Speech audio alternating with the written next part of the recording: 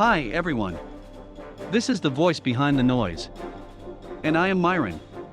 In a country close to India, there is an important port contracted by China, Hambantota Port. And this country is China's trading partner in South Asia, Sri Lanka.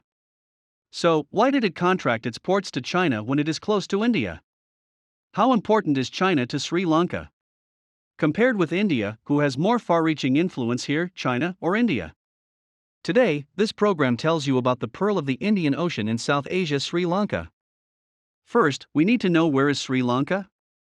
Sri Lanka is a small island country located in the Indian Ocean in South Asia, covering a total area of 65,000 square kilometers and a population of 21.67 million. Geographically, Sri Lanka is across the sea from India. This geographical situation is a bit like the connection between mainland China and Taiwan. In terms of climate, topography and other geographical factors, Sri Lanka also has many similarities with India. First of all, in terms of climate, India, like Sri Lanka, is in a tropical monsoon climate zone where high temperature throughout the year, precipitation is divided into two distinct dry and rainy seasons. Secondly, from a geographical point of view, Sri Lanka is an island, so the terrain of the whole country is high in the middle and low in the surrounding areas. This makes the surrounding fringes of Sri Lanka, forming narrow plains and harbors. The plain area allows Sri Lanka to develop animal husbandry and planting. Among them, Sri Lanka is famous for its tea planting and is one of the three major tea-producing countries in the world, and the distribution of harbors makes Sri Lanka a trade transit station in South Asia. Hambantota Port, Colombo and Trincomalee and other famous South Asian ports are located here.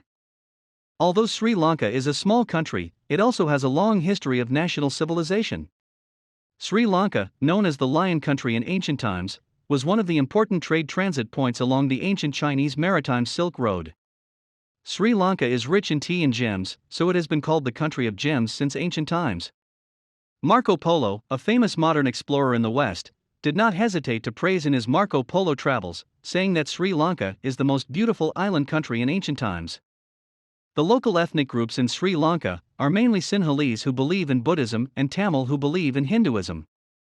On the national flag of Sri Lanka, there is a lion symbolizing Sri Lanka's ancient lion kingdom, surrounded by Bodhi leaves that symbolize belief in Buddhism, and the green, orange and brown undertones symbolize the unity of Sinhalese and Tamil.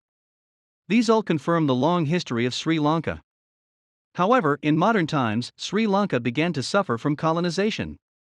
After the British colonists arrived here, they not only colonized the local area, but also divided entire Sri Lanka to rule separately.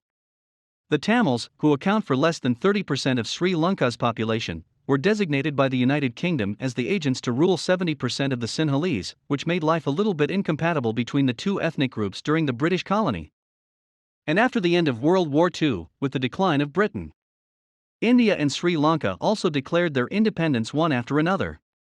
However, the historical problems left by the United Kingdom have always plagued these two countries. India was deeply mired in the quagmire of the India-Pakistan War, while Sri Lanka, on the other hand, fell into division and civil war due to the conflict between Tamil and Sinhalese. Then, why many people said that it is China who saved Sri Lanka? Well, after Britain's withdrawal from India, India has been playing a role as a fence-straddler in South Asia. After learning that Tamil rebellions frequently broke out the rebellion in Sri Lanka, India tried to control the situation in Sri Lanka on the grounds of helping Sri Lanka quell the Tamil rebellion.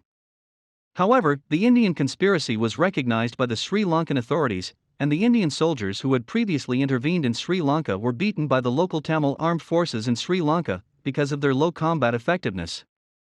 Just when Sri Lanka felt at a loss for its own problems, China finally taught Sri Lanka its experience in dealing with guerrilla warfare and advocated the restoration of peace and order in Sri Lanka, so that the Tamil issue that had plagued Sri Lanka for many years was resolved. And Sri Lanka, which has recovered from the Tamil rebellion, is in a state of ruin and needs to develop its economy. At this time, in combination with its own geographical advantages, Sri Lanka took the lead in building ports in Sri Lanka to promote the country's economic development. Sri Lanka, however, faces the common dilemma of small countries: no money. At this time, China once again offered to help Sri Lanka to support the construction of the port. When Sri Lanka heard about it, it readily agreed. After several years of construction, a large port in the southern part of Sri Lanka has been officially built successfully, which is the famous Hambantota Port. After successfully helping Sri Lanka to build the Hambantota Port, China invested 70% of the shares in the Hambantota Port, becoming the largest shareholder of the Hambantota Port and jointly operating the port with Sri Lanka.